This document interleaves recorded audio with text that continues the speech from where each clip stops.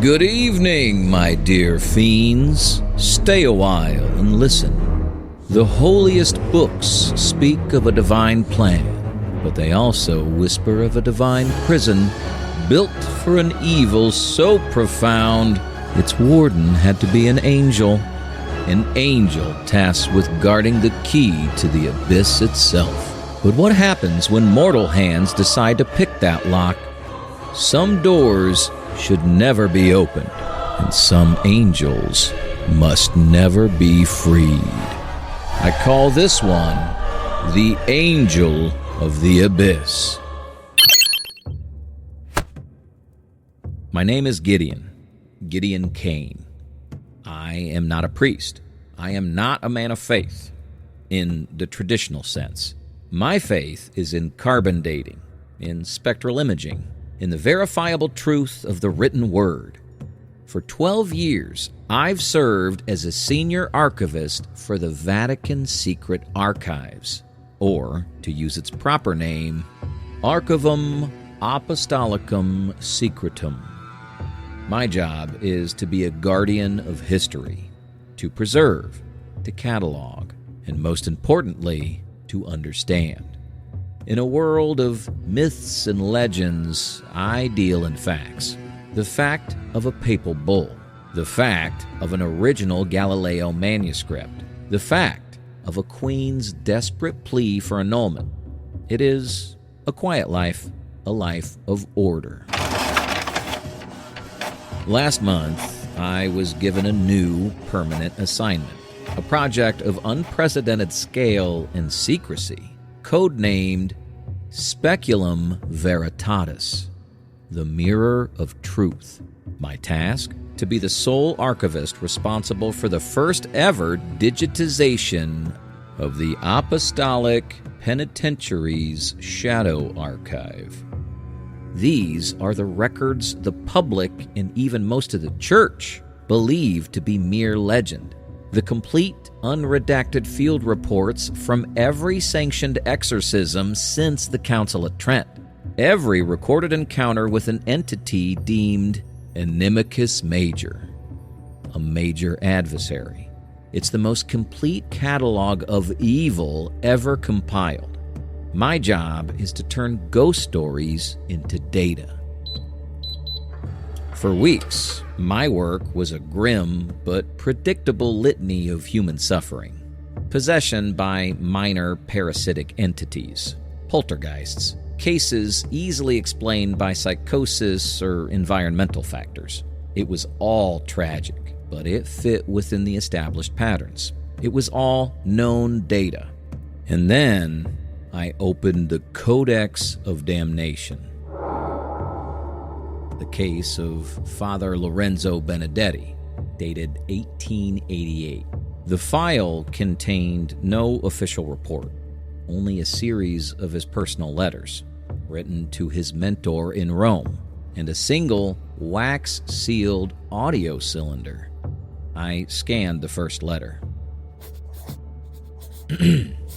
October 12th. Cardinal, I have arrived in the desolate village at the edge of the Rubicali.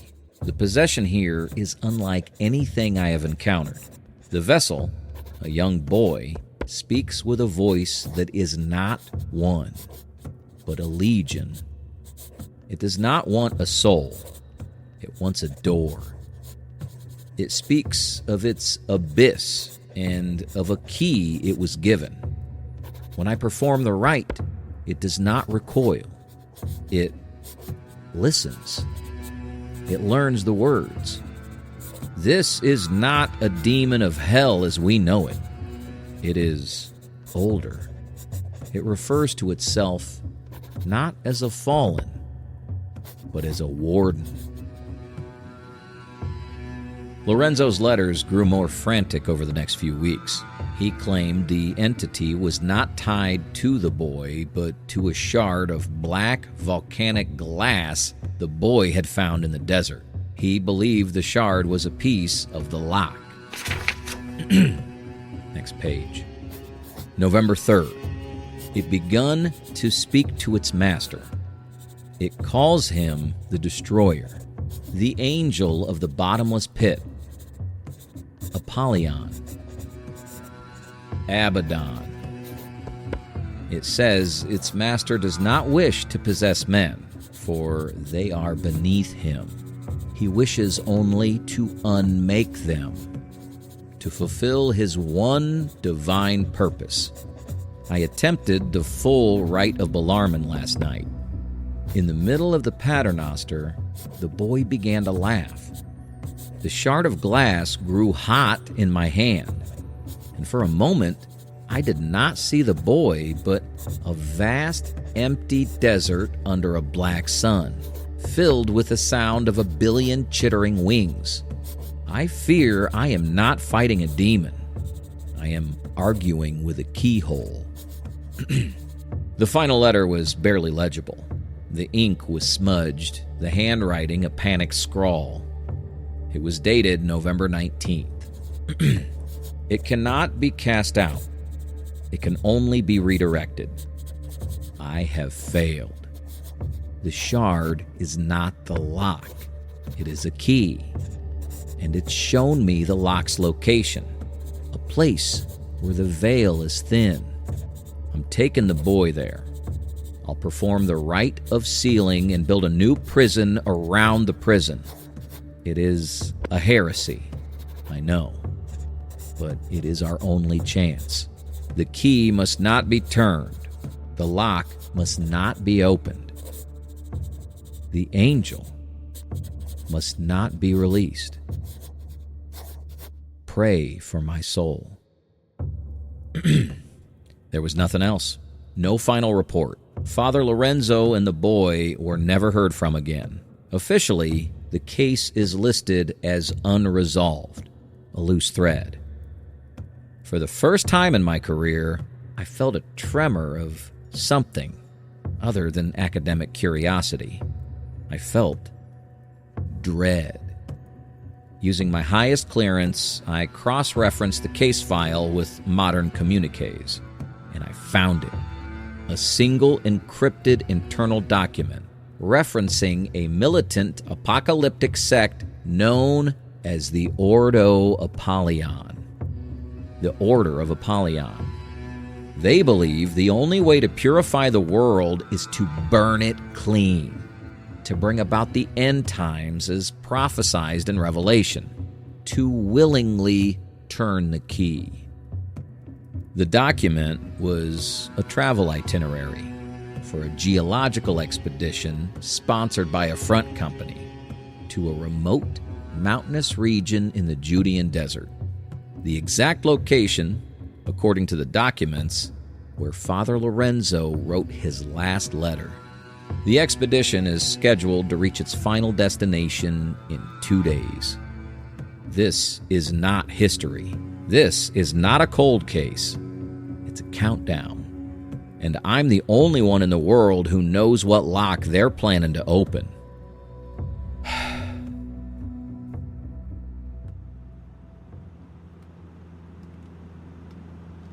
Order gives way to chaos. The quiet hum of the archives was replaced by the roar of a C-130's engines.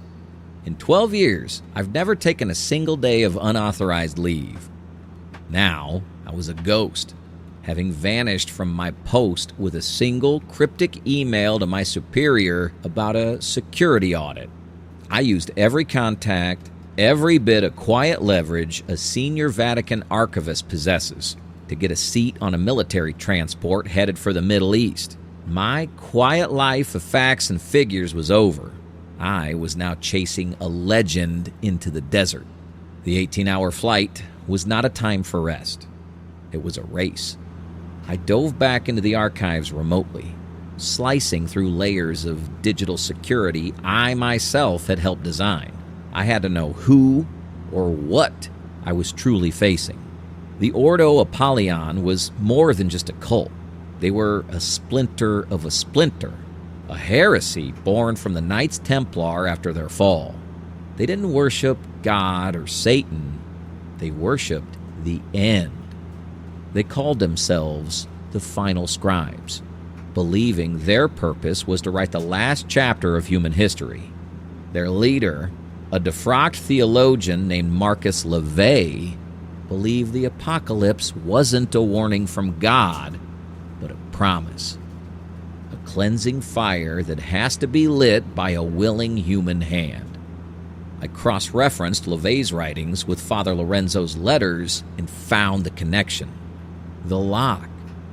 The ancient Gnostic sect who first contained Abaddon weren't just mystics. They were a single, unbroken bloodline.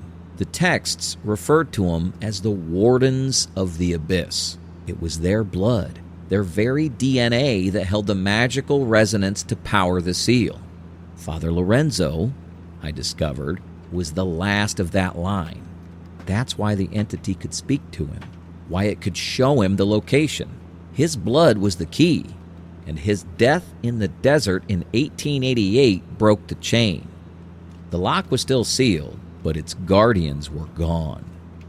Then, I found the footnote that shook me.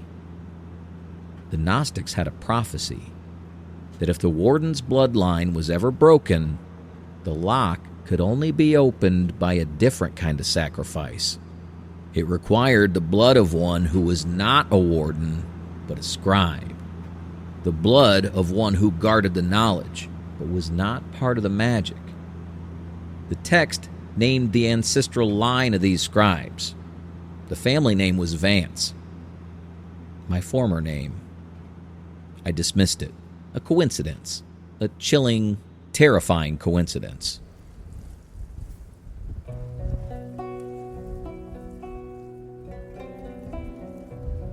The coordinates from the itinerary led me to a series of canyons in the deepest part of the Judean wilderness. I found their camp first, abandoned. Empty tents flapped violently in the wind. They had been there, and they were moving fast. I found discarded geological equipment, but also darker things.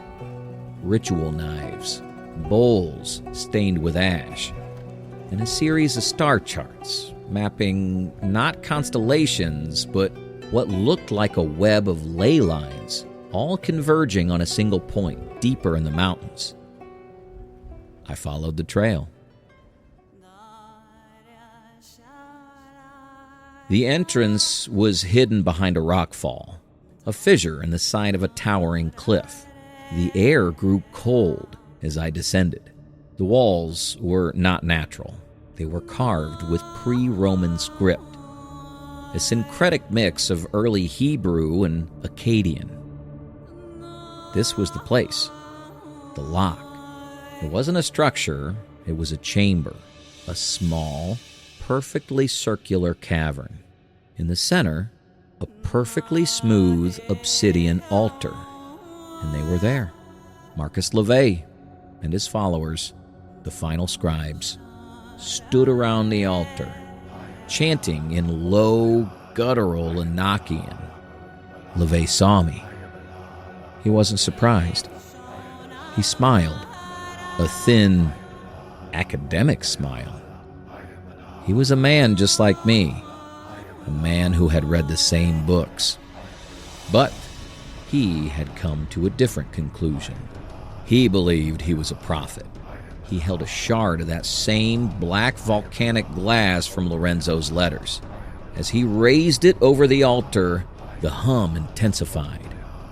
The air in the center of the room began to shimmer, to distort. A hole was being punched in the fabric of reality. I screamed at him to stop, but it was too late. The shimmer solidified. Not into a creature, but into a column of absolute light-devouring blackness. And from the darkness, a voice spoke.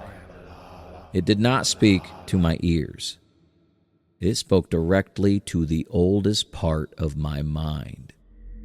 The little scribe has come, the reader of footnotes, the guardian of dust. You have come to stop a prophet from fulfilling my purpose. How very quaint.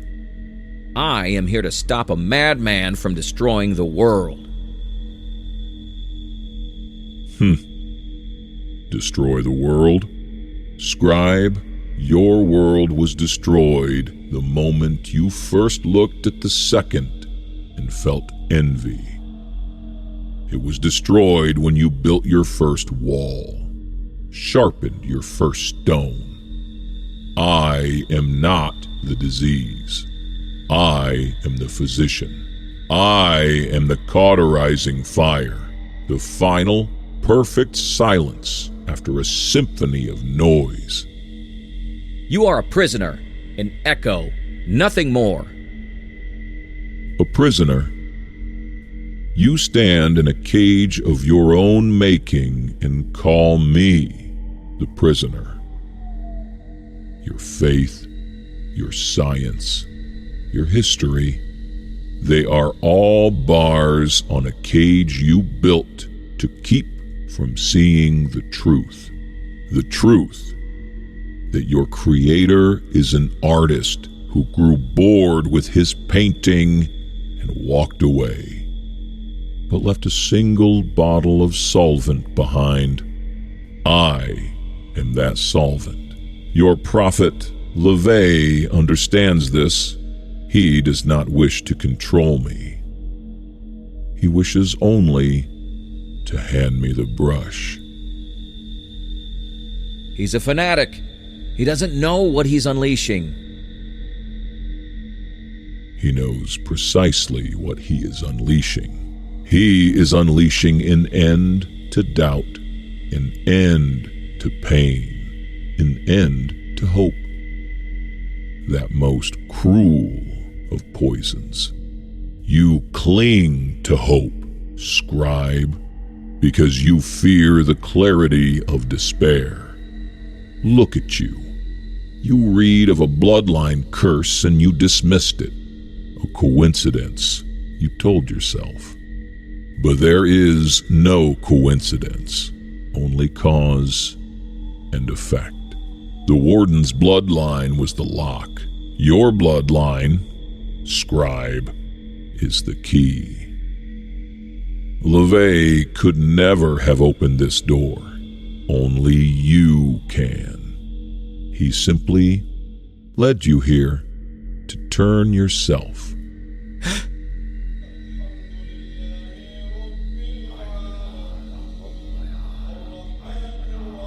My blood. I knew. My blood. It knew. It had always known. This wasn't a chase. It was an invitation. A pilgrimage. LaVey wasn't the enemy. He was just a messenger. But I am not a key to be turned. I am a man of knowledge. And in the archives, amongst Lorenzo's letters, I found one last desperate entry. A fail-safe. A way to seal the lock. Not from outside, but from the inside. A ritual of eternal binding. It was a theory, a heresy, but it was all I had left.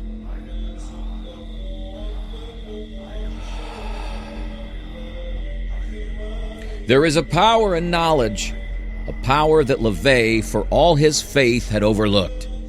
He had studied how to open the door. I had studied how to build a prison. The words I chanted were not from the standard rite. They were heresy. A piece of apocrypha penned by a Gnostic mystic. A theoretical ritual to bind a divine entity not to a place, but to itself. To force it into an endless loop. A snake eating its own tail for eternity. It was a desperate gamble, a forgotten theory, and it was working. The column of blackness recoiled from my words. The pressure in the room lessened. LaVey's followers cried out, shielding their eyes from a faint silver light that began to emanate from my hands. LaVey himself stared at me, his face a mask of disbelief and fury. His prophet had failed him. My history, my data, my facts, they were defeating his God. The portal was collapsing. I had to push harder. Just a few more verses. I was winning. I could feel it. The world was safe. I was the hero. It was over. The column of blackness was gone. The air was still. LeVay was on his knees, staring at the empty altar in defeat. I had done it. I had faced the angel of the abyss and sealed the lock. A wave of relief, so powerful it almost brought me to my knees, washed over me. You have done it, scribe. You have performed the ritual. The warden is gone. The scribe has taken his place. What? What are you talking about? You're sealed. You're gone. Gone? Child of dust, I am not a force that can be banished. I am a truth that must be contained. For millennia, the warden's bloodline contained me in a prison of flesh and bone, their very lineage a living cage. But the cage rotted. It broke. A new one was needed. The binding ritual, it was meant to turn you back on yourself. Such an elegant theory, so close to the truth. The ritual does bind me. It does create a new prison. But a prison is not a concept, scribe. A prison must be built of something. Stone, steel, faith. Your Gnostic mystic understood this. He knew the old prison was made of a warden's blood. He theorized that a new one could be forged from a scribe's soul.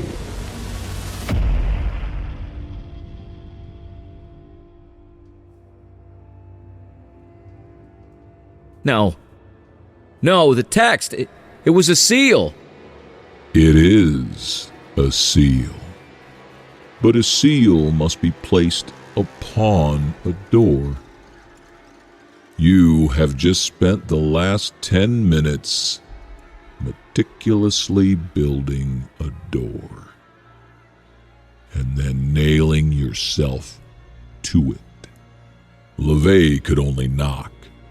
Only you, with your righteous intent and your accursed blood, could perform the final selfless act of turning yourself into the lock.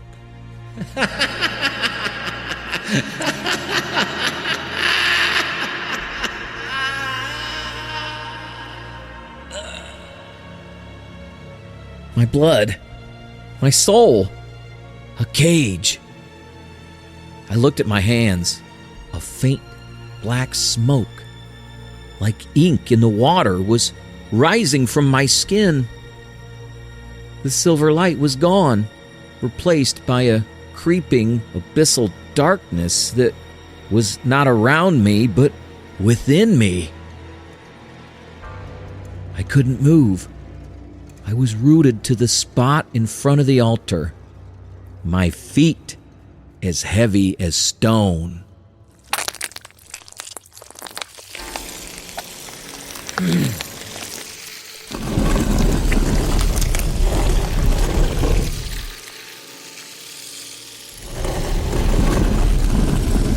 LeVay was still laughing as his followers dragged him from the chamber. He had won. He had found a new guardian for the lock, a new warden for the abyss. Me. The ritual didn't fail. It was a perfect success. I can feel him. It. Abaddon. A cold, patient consciousness settling into the foundations of my soul. A vast, dark ocean filling a thimble. He is not a prisoner raging against his cage. He is simply waiting. I saved the world, but I have become the vessel. the living prison, and the sentence is eternity. My name is Cain, and I am the new angel of the abyss.